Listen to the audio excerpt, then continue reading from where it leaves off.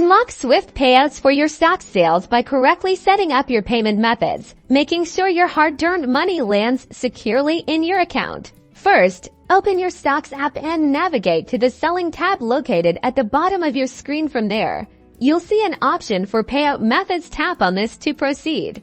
On the Payout Methods page, you'll find the Add Payout Method button. Give it a tap, and you'll be presented with various options for receiving your funds, most commonly PayPal or direct deposit. For this tutorial, let's select PayPal as our preferred method. Once you choose it, you'll be prompted to log into your PayPal account to link it securely to your StockX profile.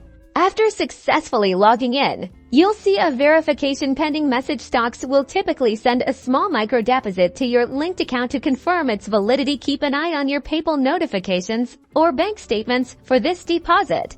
Once you receive the microdeposit, head back to your payout methods within the StockX app. You'll then be prompted to enter the precise amount of the microdeposit to complete the verification process. And that's it. Once you've entered the correct amount, your payment method will show as verified, ensuring you're all set to receive your payouts promptly after your next successful StockX sale. Happy selling!